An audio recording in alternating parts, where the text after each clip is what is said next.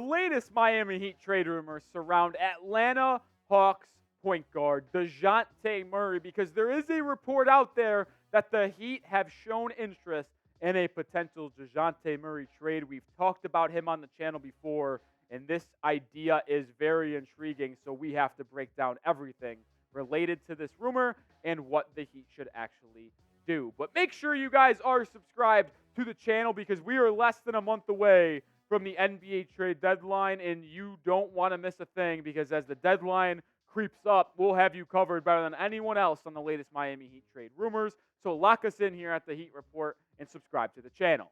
All right, let's jump into the report, and it started from Jake Fischer of Yahoo Sports, who said this a couple days ago on Dejounte Murray. So at this juncture, to varying degrees, the Lakers, Knicks, Sixers, Heat, and Pistons, a little weird there, but are the 5 suitors expected to engage Atlanta about acquiring Dejounte Murray over the coming days and weeks before February 8th, which is the NBA trade deadline. And I think if you're living under a rock, you wouldn't know this, so I'll share it to you, but Dejounte Murray is getting traded. Like, it is absolutely going to happen. He is going to be dealt. It's just a matter of when and to who. But I truly do believe, without a doubt, he's going to be dealt. And Adrian Wojnarowski of ESPN also shared the same sentiment yesterday. He said, quote, word for word, Atlanta is ready to trade Dejounte Murray. The experiment with him and Trae Young in the backcourt has just not worked in Atlanta. They swung big, and they missed, unfortunately, sending 3 firsts to San Antonio for Murray. He's a really good guard. That obviously is going to be a hot commodity at this trade deadline, but it just did not work for the Atlanta Hawks. You know who is hoping to make it work? And I do want to talk about this because it does affect the Miami Heat, is that the Los Angeles Lakers really want Dejounte Murray. And Woj went on ESPN and said that the Dejounte Murray is the player that they are engaged around the league with.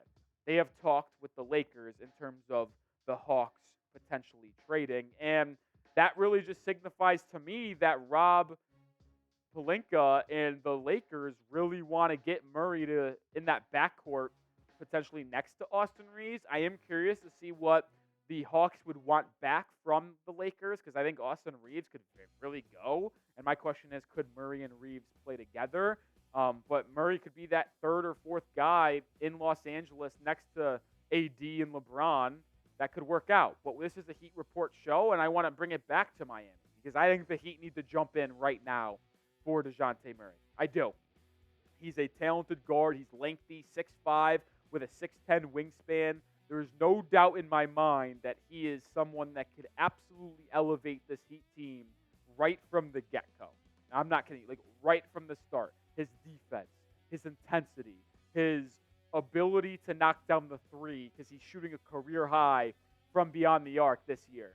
I think Murray is a good option, and we'll get back to him in just a bit. But I got to get the pulse of Heat Nation. Should the Heat trade for Dejounte Murray? If you think they should, type T. If you think they should pass, type P.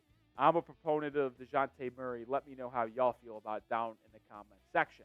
And Jake Fischer had that initial report we showed earlier a couple days ago. He doubled down yesterday, and I hate to use Dunk Central. I appreciate everything they do, aggregating things, but I hate to actually use them. But I got to show them some love a little bit here, because they got out to Jake Fischer, and Fischer doubled down with Miami, saying they are a legitimate landing spot for Dejounte Murray. Not any fugazi going on, but maybe Pat Riley really is intrigued with the idea of trading for Dejounte Murray and pairing him up with Bam, Jimmy, and I would guess Tyler Herro, because I don't think Murray is a player you trade Herro for. And Murray's had a fantastic season this year. He's played in 36 games, so he's really been there for almost every game in Atlanta. He's been durable, which is big, because we know how many injuries that he'd have sustained. And if Murray came over to Miami, well, he'd be able to provide some stability to that rotation, especially in that backcourt. He's averaged 21 a game this year, 5 assists, 4.5 rebounds. The assists have gone down from usual, but he's still a terrific playmaker. I think he's looking for a shot more than ever this year.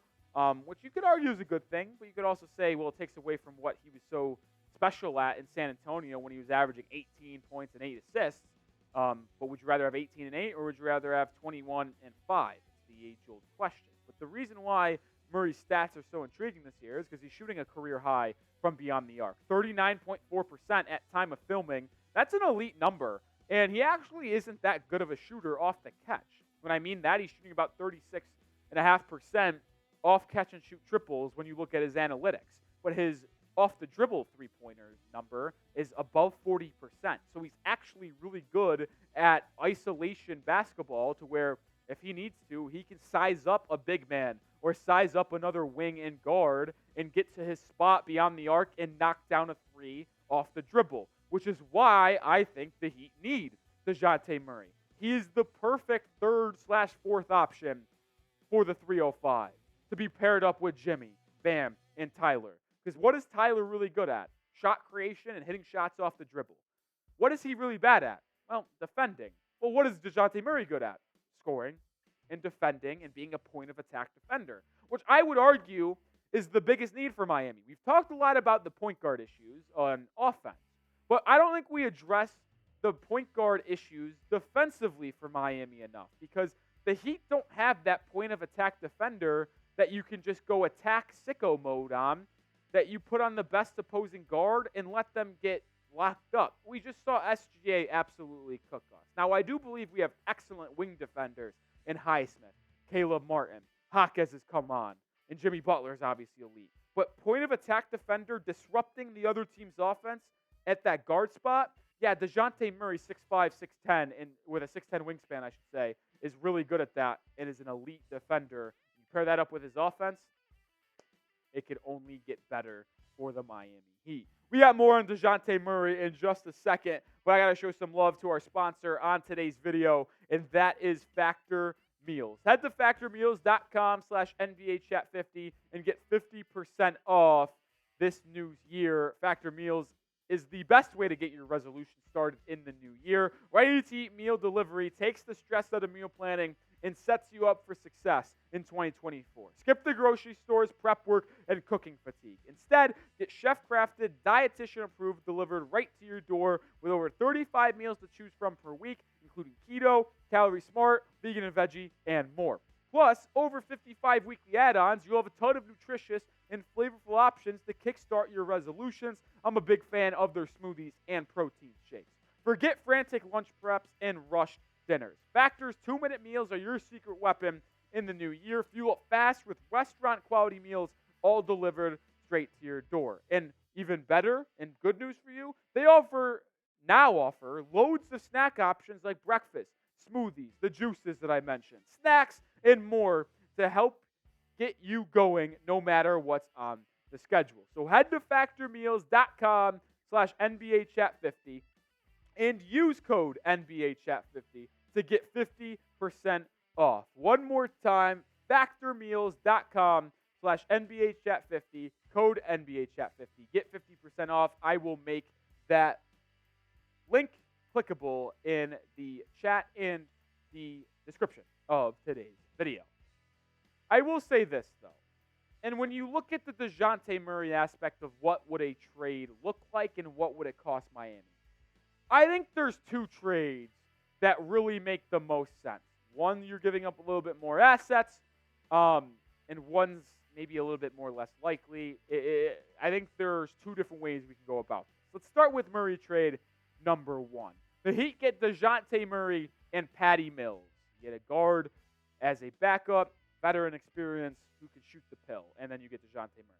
The Heat give up Kyle Lowry because you got to match salaries, and Murray makes significantly less than Kyle Lowry, which creates this a little bit difficult if you want to move off Kyle Lowry.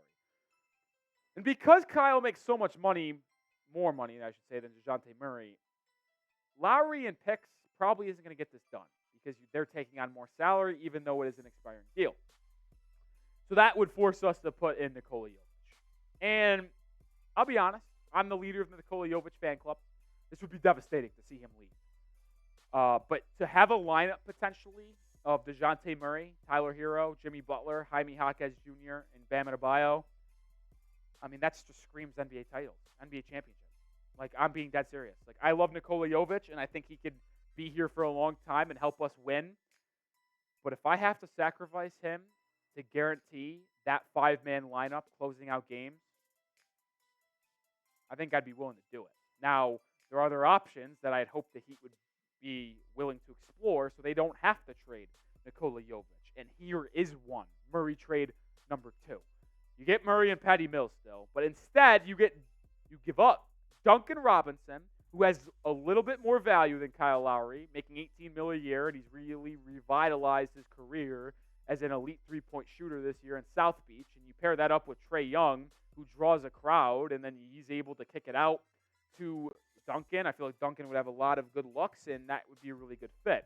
They also add a wing defender and one of the best role players in the NBA in Caleb Martin. So I think that's very enticing to turn Dejounte Murray in to two really good players that complement Trae Young and that Atlanta Hawks roster a little bit better. And they also get a 2027 first-round pick. I think there's two options you go there. If you get rid of Lowry to just make sure you move off of him. And then there's also the option where you have to give up Jovic as well, or you give up a little bit better players, but you don't have to give up a young guy, and you don't have to give up as many first-round picks. I think there's two ways to look at it. But pick a trade for me down in the comments section. You saw the two of them. You see this one, number 2. You get Dejounte Murray and Patty Mills in both the trades. But number 2, you give up Duncan, Caleb Martin, and a 2027 first.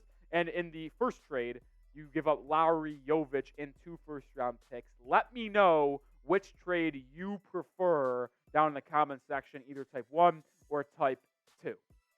As I kind of alluded to, there's pros and cons to both trades, right?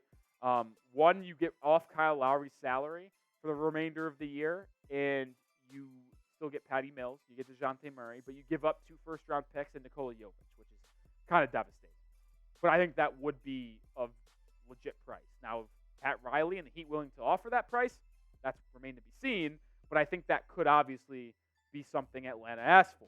And then trade number 2, you only give up Duncan Robinson and Caleb Martin alongside 1 first-round pick, and you still get Murray and Patty Mills. Blank there for a second. But there is pros and cons, like I mentioned. Like, the pros of one is that you move off Lowry, but the con is you lose Nikola Jovic and you lose his team building, which he has a real chance to be something special here for the future. He's still raw and needs to work on his defense and offensive game, but you see the visions, you see the flashes. Like, there's no doubt in my mind that if Jovic stayed here for the next 2 or 3 seasons, he's only 20 years old, goddammit, he will be absolutely be able to evolve and become a really good basketball player, especially in this Miami Heat coaching and progression system. But in trade number 2, I think the biggest con is that you lose Duncan Robinson and Caleb Martin, who have really good chemistry with the Heat stars and are really good in their exact role for this Heat team. But the best pro about that is that you only lose 1 first-round pick and you get to keep both Jaquez and Jovic for the future. Like, your lineup in that second trade would be, you still have Murray, you still have Herro, you still have Jimmy, you still have Jaquez, and you still have Bam as your 5. But you also now have Jovic on the bench. You have Patty Mills maybe being that bench shooter that you need to semi-replace with Duncan Robinson being gone. You also still have Josh Richardson and Haywood Highsmith.